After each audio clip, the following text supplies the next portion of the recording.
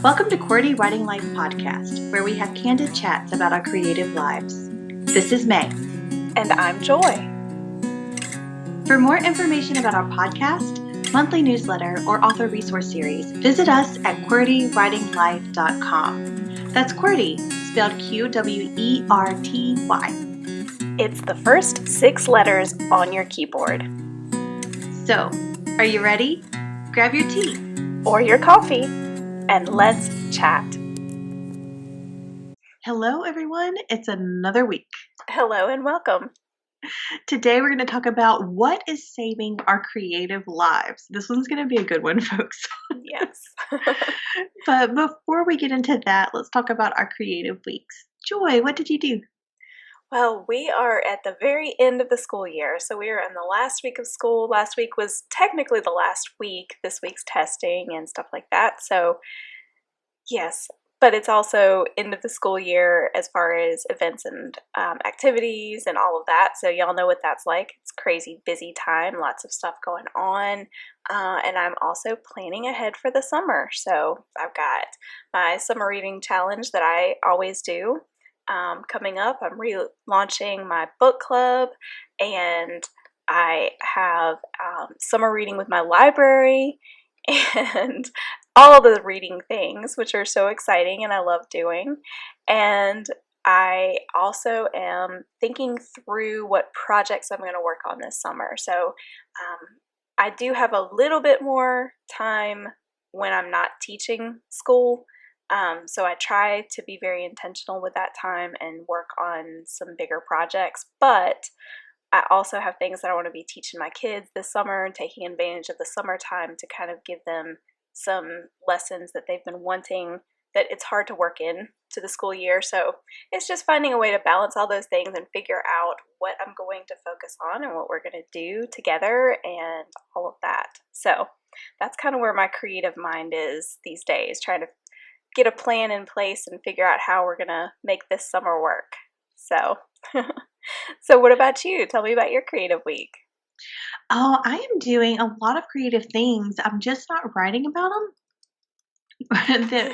This is an interesting time period for my full-time job, and it is a chance for us to redo all of our promotional paper items, our giveaway items. There is something that's never been done before in the admissions office at my university that deals with graduate students. And so 2 days ago, I decided that I was going to give every single graduate a gift. There's 950 of them. So, oh, wow. Yeah, I don't know what I was thinking. Actually, I do know what I was thinking, and it's a very good idea. The whole idea of it is very, very good. I just wish I would have had it 2 months ago instead of 2 days ago. Yeah. But here we are. And it's all going to be wonderful. It's going to be great. I'm having to make some creative decisions, and it's a lot of fun. But it's also really taxing on your brain. So when I get home, I'm just mentally exhausted. But I'm still getting to hang out with the kiddos and work on the homework. And my eldest son got, I don't know if he he auditioned for the talent show. Aww. And he got it at school. So he gets to be a kid who presents at the talent show. And so he's super geeked about it.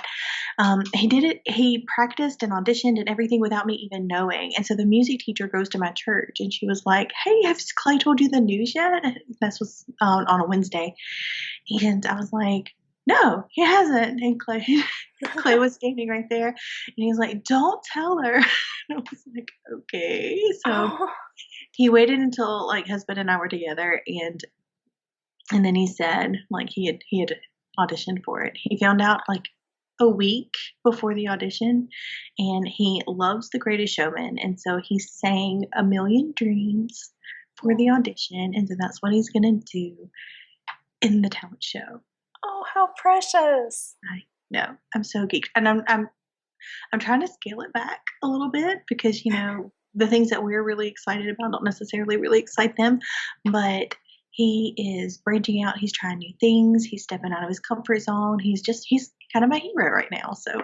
Oh, that's so exciting! Good job, Clay. My darling. Aw. But I'm just so proud of him, and he's using his creative talents and things like that too. And just like for the love of it, he's memorized all of these songs and stuff, and like push play and then push pause and then rewind it and then sing the words and oh, that I got that one wrong, and like we'll go back. And that was even before he knew about the talent show. He just was like embracing and like soaking in something that he loves. And how cool is that? That's amazing. Love it. That's the creative life, the creative process. Yes, I adore it. So today we're going to talk about like what's saving our creative lives, and maybe that's a really good transition for that because he's taking all of these creative things and embraced those things and made it a part of his life. And so he's embracing his creativity right now. He doesn't know he's doing all of these things. He's just like living life to the fullest. And I think that's cool. But for those of us adults and maybe even some younger kids too, who are trying to embrace our creative lives while also embracing other aspects of our lives, professional or personal and things like that, and also trying to live in this crazy chaotic world, occasionally we can get into like this mindset of like, these things are killing me, like all of these things are killing me. You know? So we husband and I grew up with the movie The Sandlot. Mm-hmm. And so it's a reoccurring quote around our house. You're killing me, Smalls, you're killing me. Yep, ours too. So I was listening to this episode of The Next Right Thing. It's a Emily P. Freeman podcast, and this is episode 222. And she changed like the whole perspective for me in just one question. And so her question was dealing with like an everyday, day-to-day survival type perspective of this question.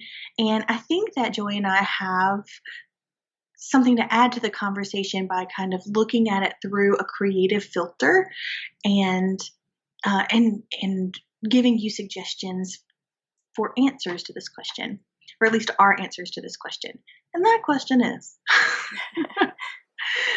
is what is saving our creative lives? So instead of what's killing us, we're going to talk about what's saving us today on the podcast. Yeah. Okay, so I'm going to get us started with a couple of things, and these are both kind of more on the practical end of things. And one of them, the first one, and it's funny because Emily Freeman actually said this in hers, something very similar about morning routines. And I have heard this from so many people. A lot of people have different morning routines. I know that and I'm not going to remember the name of it, but there's like names that people have given to what they call their morning routines, and they have, 5, 6, however many things.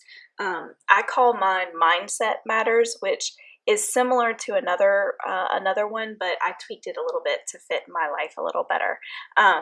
And this is something that I do not do every day, but it makes a big difference. When I actually can do these 6 things every morning, or, get at least 4 of them in the morning and then work in the other 2 later in the day or something like that, it makes a tremendous difference in my mindset and in the way that I approach my day and in the energy that I have and in just so many things. So the 6 things that I do, it's pray, devotions. Those are 2 of the big things, pray and devotions, journal. And I also have on here write, and that can be, I used to kind of make myself only check that box when I actually wrote something new, but I've learned that it's not just about if I'm writing something new, like a new story or a new chapter or a new scene, or it's not just about that. It's if I'm editing a client's work, I'm writing when I'm doing that because, I'm writing her notes, I'm, pointing things out, I'm, finding new words or different ways of saying things. So I'm writing when I do that. When I write our newsletter or when I put together social media posts, I'm writing when I'm doing that. And so I have taken a broader approach to what that word right means. And it's kind of freed me up a little bit. And then the other two are to-dos. So it's just like looking at your list for the day and like kind of getting that in your mind and like knowing, okay, where am I going today? What's my focus and that kind of thing. And then the other is exercise. And that makes a world of difference. I wish that I could get up early in the morning and do it first thing in the morning and then shower and then do all these other things, all of these things in the morning. That doesn't work for me. That's not how my life is because I have to teach my kids. I have a husband who half the time works super late. So I can't have a consistent, like I'm going to get up at 6 a.m. every day because I don't want to disturb him if he happened to close the night before and he wants to make it to 6:30 or something like that, super late. So there's no consistency for in the morning. So what I've found is it seems to be working a little better for me at lunchtime is when I try to work out.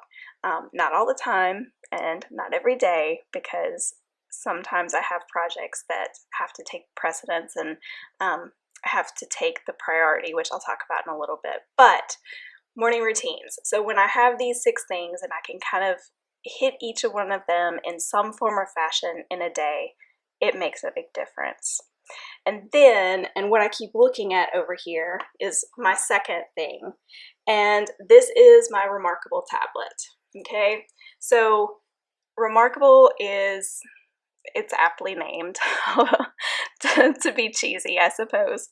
My husband saw about these tablets and he thought that they would just be amazing and we both needed one. And I looked at the price and I said, no, I don't need that. And if you want it, that's fine. You can get one for you. I don't need it. We don't need to spend the money. But he won. And so we got an older, it's like the Remarkable 1, and it's a refurbished one. So we got a pretty good deal on it, honestly. And it is a lifesaver. This literally saves my life every day. So on this tablet, it is not like an iPad. It's not, there aren't apps. There's not the internet. There's no distractions. It is literally the PDFs and the templates and the notebooks that you put on it. So this tablet is my planner.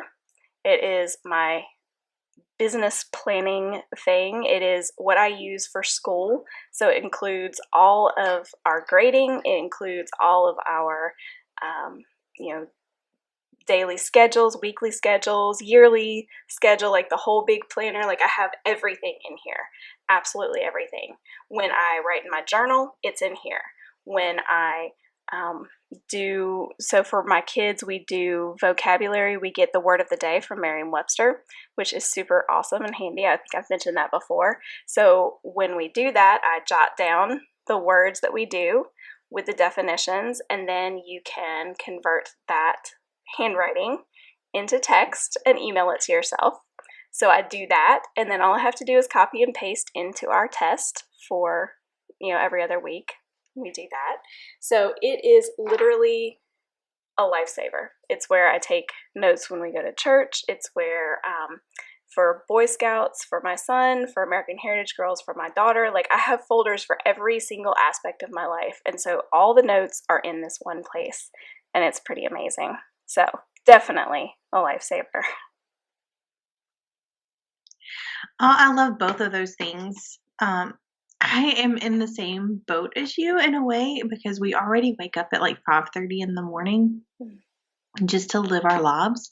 And so morning routines and exercising in the morning, I really wish I could. I wish I could. I'd have to wake up at like 4 o'clock in the morning if I wanted to do something like that.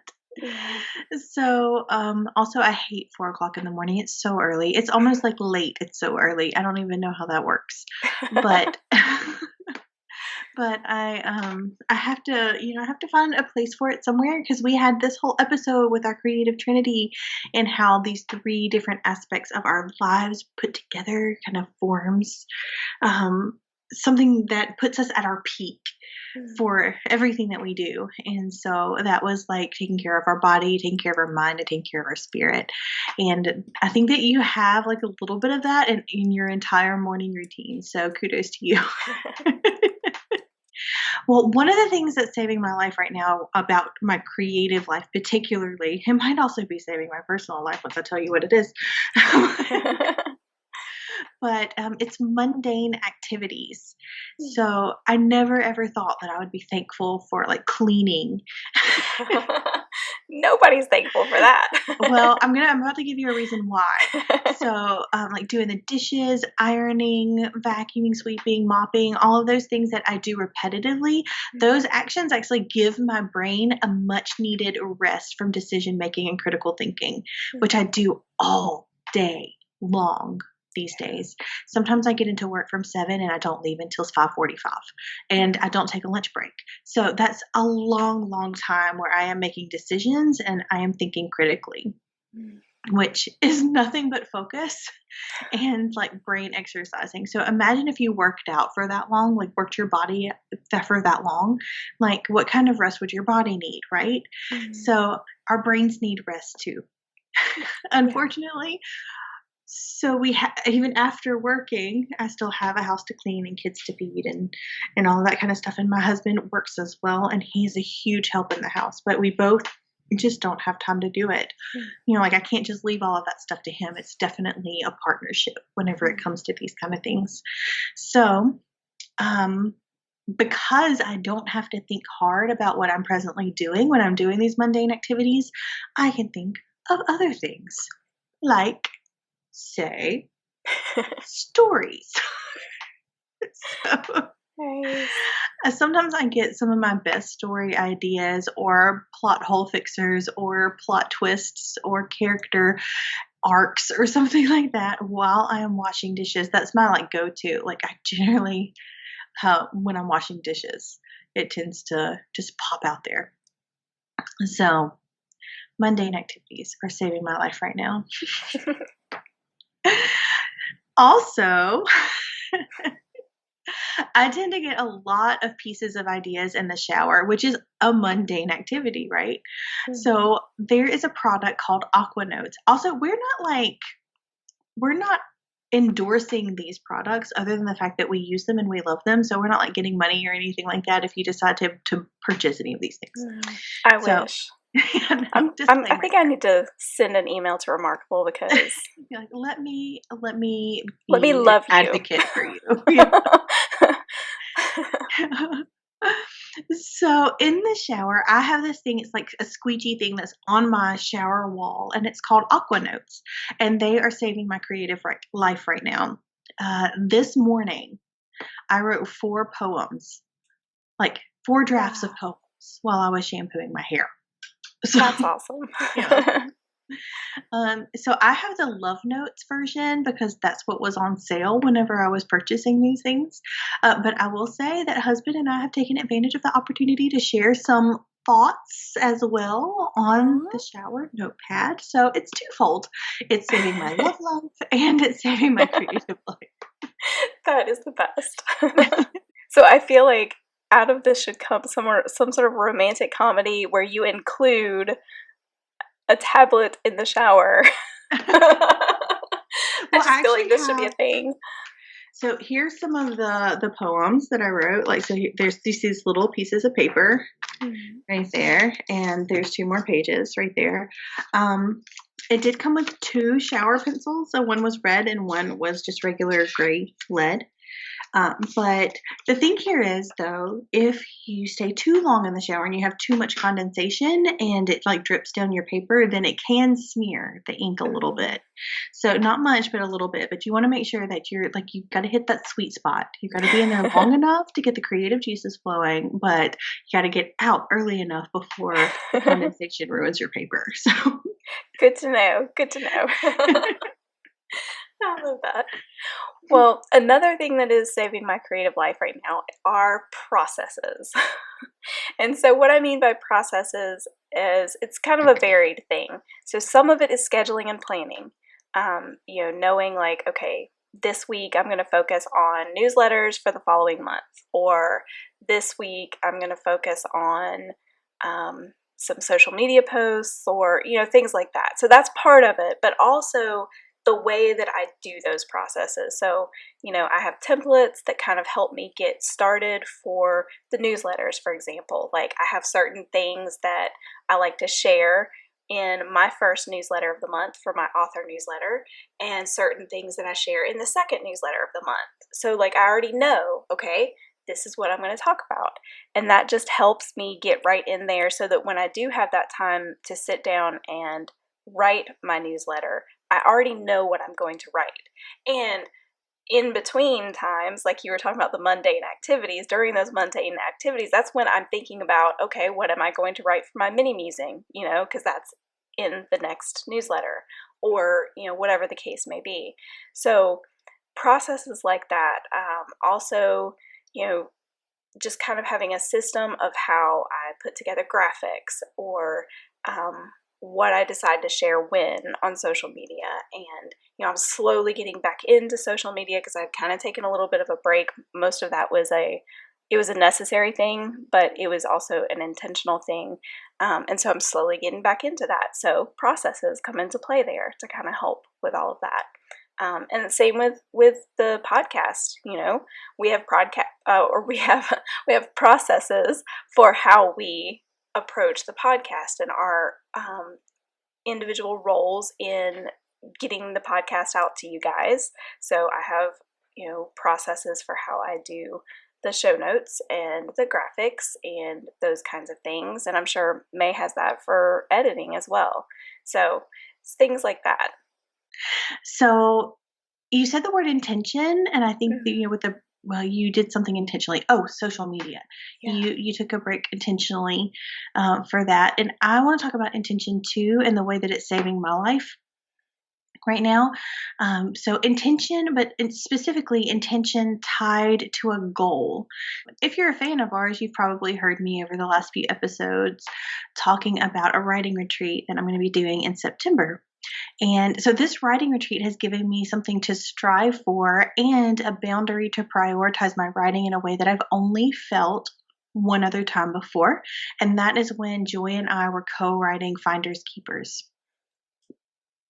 The people on the other end of the goal give the writing work weight. So I find myself scratching out more time than before and getting creative with the ways that I find the time and scratch out these areas. So, for example, I have taken my kids multiple times to the skating rink. They try out their brand new inline skates that they got for Christmas. I am clicking away in a booth, finding all kinds of ways that I can work in the middle of crazy distraction and also a legit 90s soundtrack. And that's Nice. really distracting as well because you want to just sing all of the songs that you haven't heard in 20 years. So, so there's that. That's one way. Let's see, not last weekend. Was it last weekend? Yes, it was. It was last weekend. I took them to the park because the skating rink was closed. So we had to find a new way to get creative with the way that I was going to work. And so I took them to the park. They had an excellent time playing, and they got to do kid things while I got to do creative things. And it was a beautiful day, and it was a beautiful work session too. So a couple of ways to do that. Another thing is too, we got some National Geographic kits that we got them for Christmas, but we had not actually used them yet. And so they dug fossils while I dug into some creative work. So there's things that you can do and still be a part of your kids' lives. Like I got to watch them, I got to video them, hey mom, watch this. Yes, I do pick my head up out of the computer whenever they say, hey mom, watch this, because they're super important. And I don't think that it is like a parental fail to do something important while they're doing something important. As long as you care about them and and love on them when they need love. Yeah. So that is intention tied to a goal. For me, it's saving my life. I love that. That's great. And this is very similar to my next thing is just kind of like focus, priorities, and questions. And they all go together, I promise. But they definitely are saving my creative life. So I have, and I think I've mentioned this on here before, that my focus has shifted to specifically to readers, to reaching out to and interacting with readers. And so I'm doing several very specific things to reach that goal. And so that's part of my focus. But also, I have a whole lot of questions that I ask myself every day to help me figure out what my priorities are and what my focus needs to be. Because what I've realized is focus and priorities are kind of a rolling thing. Because while for example, my kids, my husband, they're the most important, those priorities roll because, okay, I've spent, let's say, 2 hours watching a movie with the kids because they wanted to watch a movie.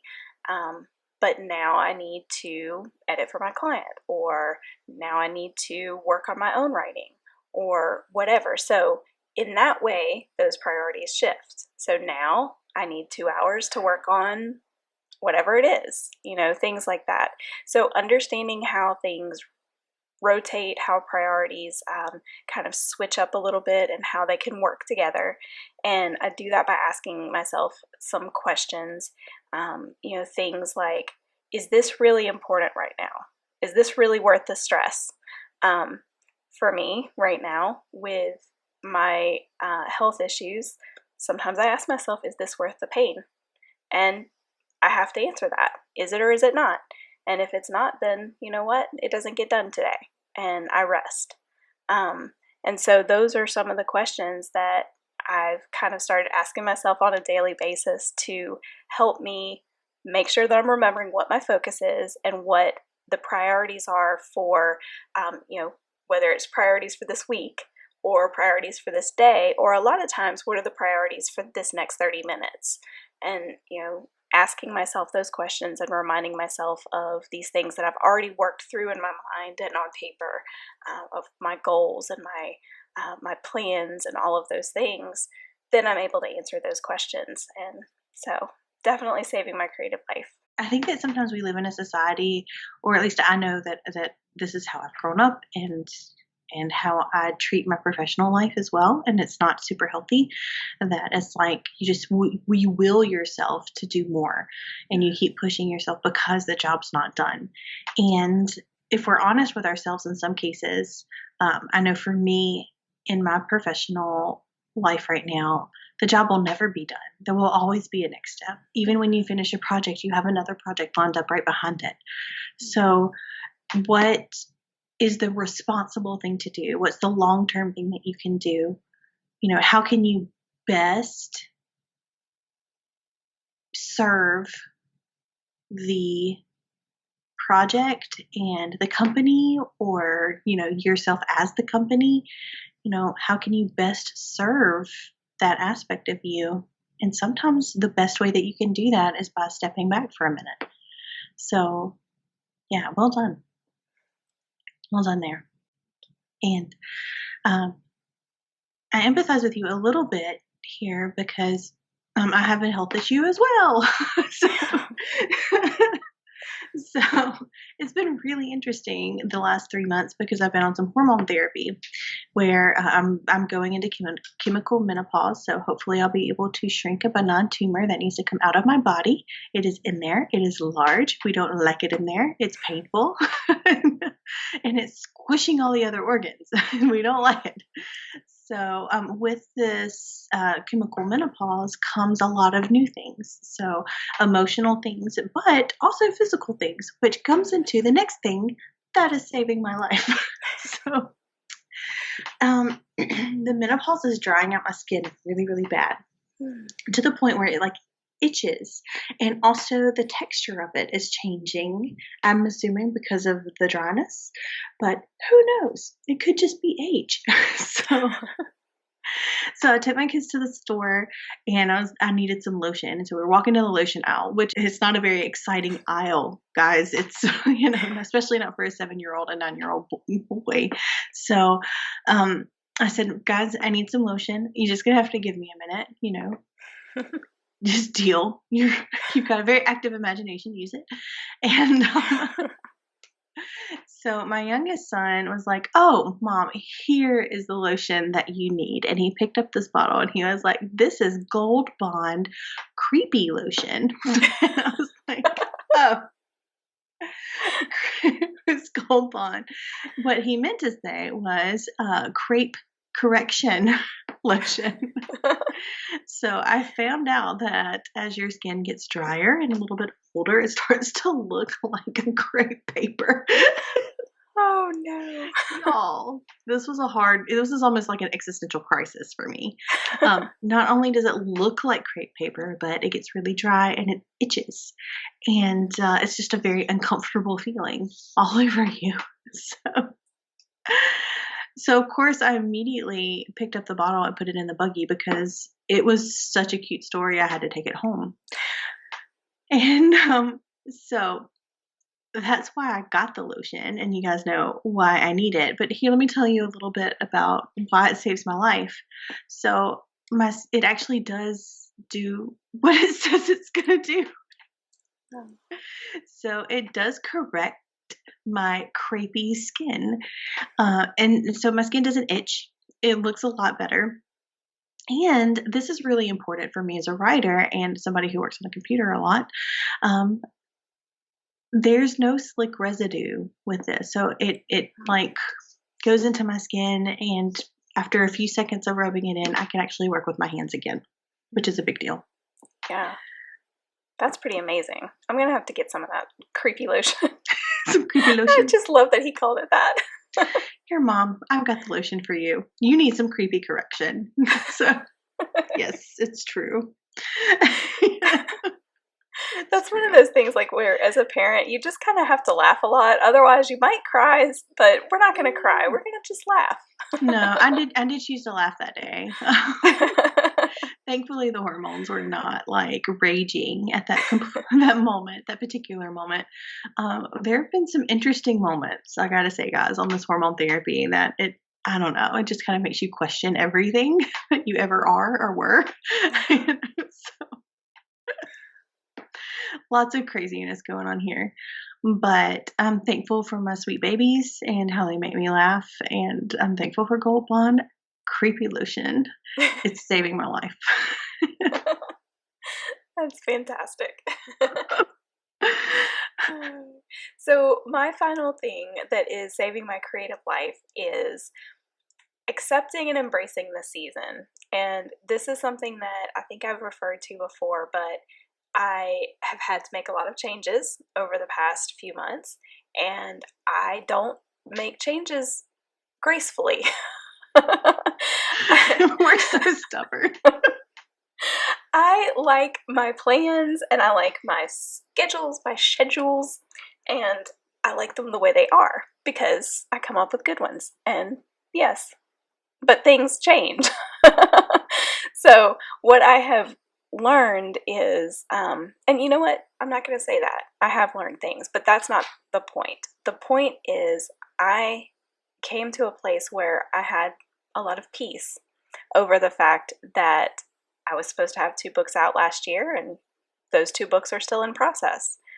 But you know what? I have a peace about it because I have also seen time and time again over the years that my timing isn't always the best. So, you know what? There's a reason. And whenever those 2 books come out is the time that they were supposed to come out. And so why am I going to fret? I'm just not going to. So, I am completely at peace with where things are and how things are progressing because they are progressing, and that's encouraging. And I'm accepting and embracing the season that I currently am in. It's a season of a couple of things, a couple of big things. Well, I'm going to say 3 big things. One is dealing with my health and trying to get that in order because long term that's super important for anything. And so there's that aspect. There's the diet and the exercise and the supplements and the, going to the doctor and having the blood tests and all of those things. So there's that. There's also, my husband and I are in a time of our life where we are studying some things together that we've never studied together before. And that's super important because it has to do with, the faith foundation of our family. And so that is a priority, and that's a super important thing. And then the third thing is, I told y'all that we're last week of school, right? So after this year, my daughter's got 3 years left. 3. So yeah, that whole, what is it? The days are long, but the years are short. It's so true. So obviously, that is a huge priority in this season because I've got 3 years left with her and 5 with my son. And these are, pivotal years for them, preparing them for whatever comes at the end of that 3 years. Is it college? Is it a gap year? Is it the workforce? Is it, what is your passion? What are you going to do with your life? And all of those things. So accepting and embracing the season, that those are priorities even over my writing, although the writing's going to continue. It just might look a little different than maybe I thought a year or so ago, but that's okay, and I got peace with it. Yeah. Yeah. I just feel like that was a whole sermon. So Preach. Can I just say amen? Amen. Might even have a hallelujah going up. So my final thing, and this is our 10th tip, I guess. Would you call it a tip? It's just our 10th thing that is saving our creative lives right now. And so for me, it's a family that understands what gives me life. And so for my professional life, it was a really hard decision to make this job change a year and a half ago. And my husband really did give me his blessing on whatever decision that I made. And just having him say, I trust you and I'm confident in that you're going to make a good decision and the right decision for our family and for you was a huge deal for me. So there is that. But as far as my creative writing life goes, I'm really open with the fact that I write. So my kids don't see me write very often because it's either really early in the morning or it's really late at night. But they know that I have a book out because they've seen the book.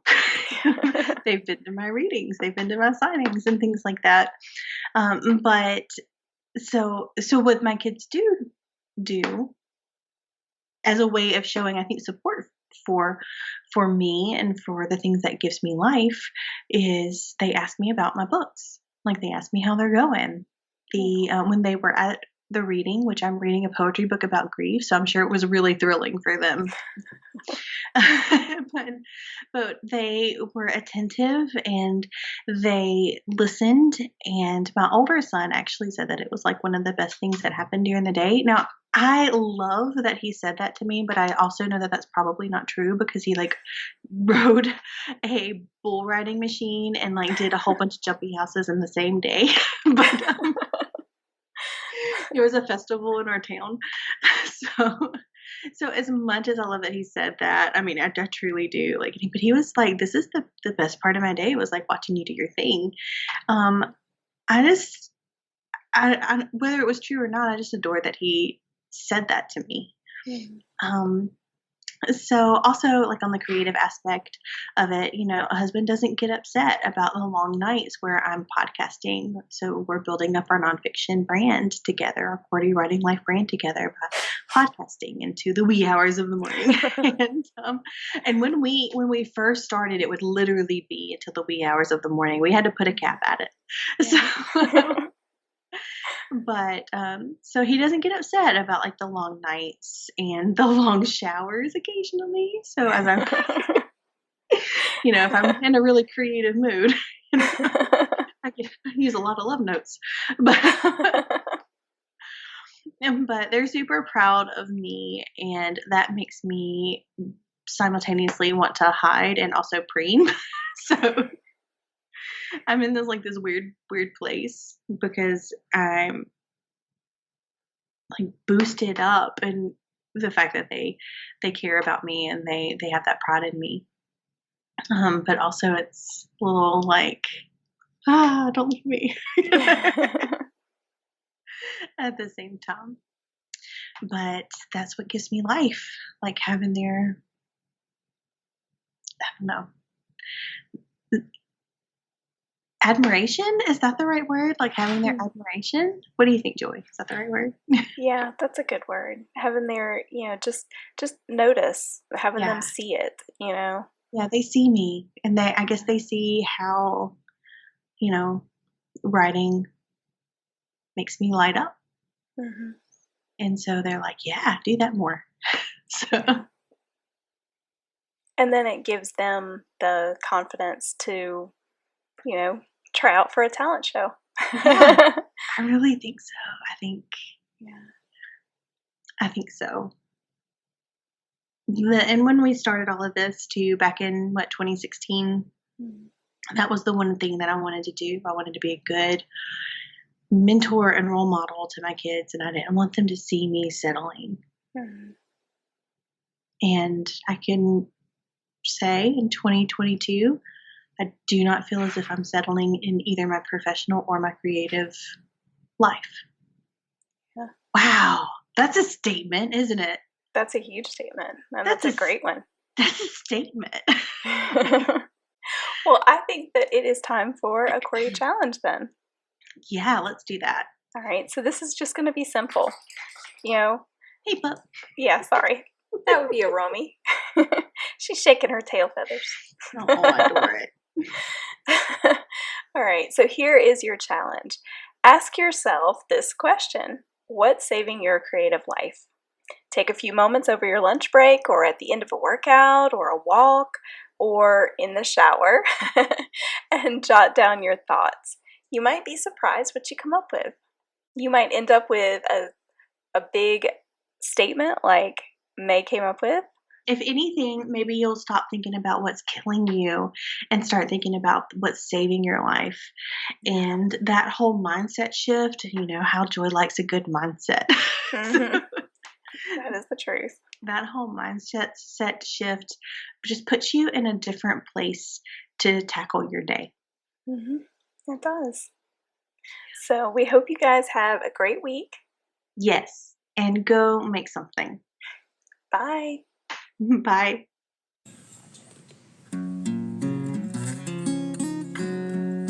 Thanks for tuning in.